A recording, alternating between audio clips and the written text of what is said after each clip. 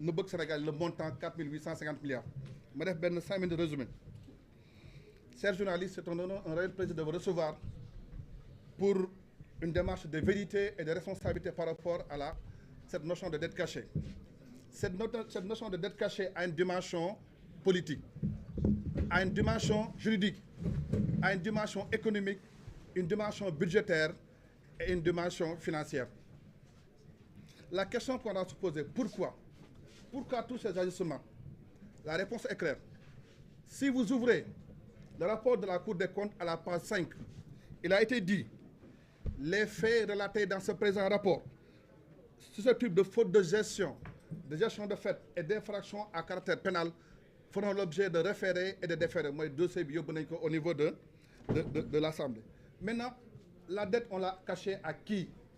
La dette a été cachée au peuple sénégalais. C'est une dette odieuse parce qu'empruntée sans le consentement du peuple sénégalais et utilisée sans l'intérêt du peuple sénégalais.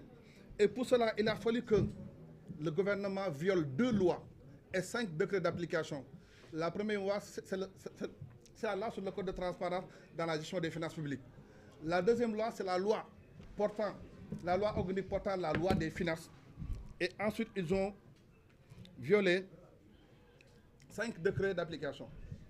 Le décret portant règlement général de la comptabilité publique, le décret portant sur la gestion étatique, le décret portant sur la nomenclature de l'État, le décret portant sur le plan comptable et le décret portant sur le tableau des opérations financières de l'État.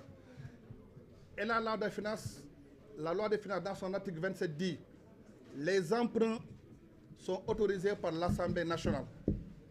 L'article 133 du règlement général sur la comptabilité publique précise en disant que aucune dette de l'État ne peut être contractée qu'en vertu de la loi des finances et précise l'État peut emprunter, l'État peut souscrire, l'État peut s'engager, mais il faut que l'Assemblée puisse l'autoriser. Et lorsque l'Assemblée l'autorise, on l'écrit noir sur blanc dans la loi des finances. Comme par exemple cette année, si vous allez au niveau de la loi des finances, on dit pour l'année 26, le ministre des Finances est autorisé à contracter des emprunts, à recevoir des dons, à lever des ressources de trésorerie au nom de l'État du Sénégal pour 6 milliards, 6 266 milliards, 6 075 milliards besoin de trésorerie et 159 milliards pour les dons. Maintenant, ces financements pourront être mobilisés sur le marché national et le marché international. L'Assemblée l'autorise en les mettant sur la loi des finances. Maintenant, comment ils ont fait? Dès l'instant que l'Assemblée autorise, l'État a 6 mois d'emprunter. L'État peut emprunter en dehors du Sénégal, sur l'international. Dette bilatérale, c'est entre pays. Dette multilatérale, c'est entre le Sénégal et une institution financière internationale. Et les eurobonds, ce sont les appels publics à l'épargne exprimés en devises. Maintenant, sur le plan intérieur, donc lorsqu'on parle d'intérieur, on fait référence à l'UEMOA. Les 8 pays, Bénin, Burkina, Côte d'Ivoire, Guinée-Bissau, Mali, Niger et Sénégal et le Togo. Pour cela, l'État a 4 moyens. D'abord, les bons du Trésor qui sont vendus à 1 million. Les obligations du Trésor qui sont vendues en 10 000. Et maintenant, enfin, l'emprunt bancaire. Chers journalistes, c'est au niveau de l'emprunt bancaire que le carnage financier a été réalisé pour 4 850 milliards. Ouvrez le rapport de la Cour des comptes à la page 37 et à la page 38. D'abord, ce sont les crédits directs sous forme de l'aide de confort et certificat d'attestation budgétaire pour 4 065 milliards. Deuxièmement, les certificats nominatifs d'obligation pour 564 milliards pour le principal, plus des intérêts de 59 milliards que l'État doit encore supporter. Et enfin, la substitution de débiteurs. L'État s'est substitué à la part de 20 entreprises pour 238 milliards.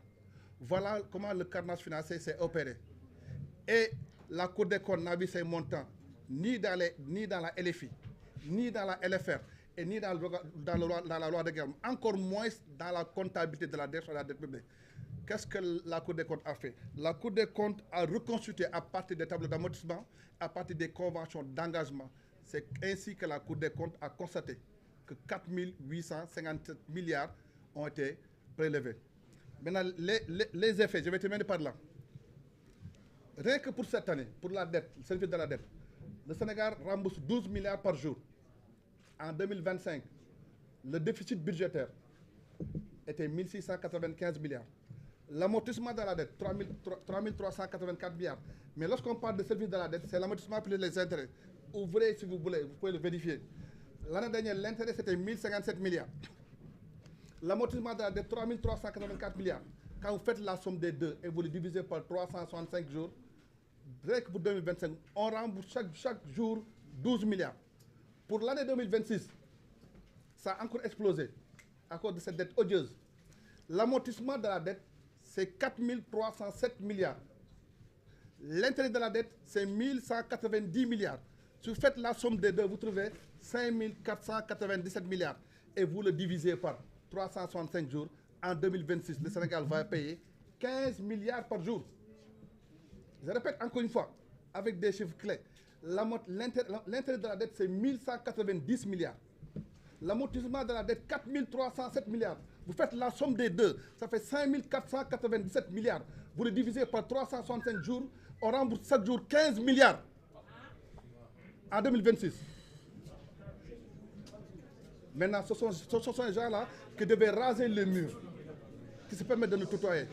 Là, je veux que les journalistes le reprennent encore une fois.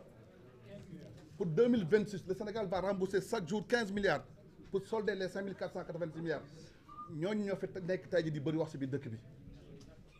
Nous sommes un État responsable. Nous allons rembourser. Mais les responsabilités et les coupables seront identifiés et poursuivis. Je vous remercie.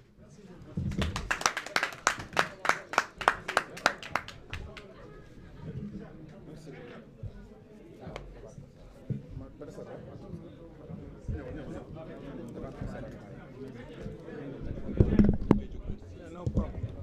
Yeah, no problem. No problem.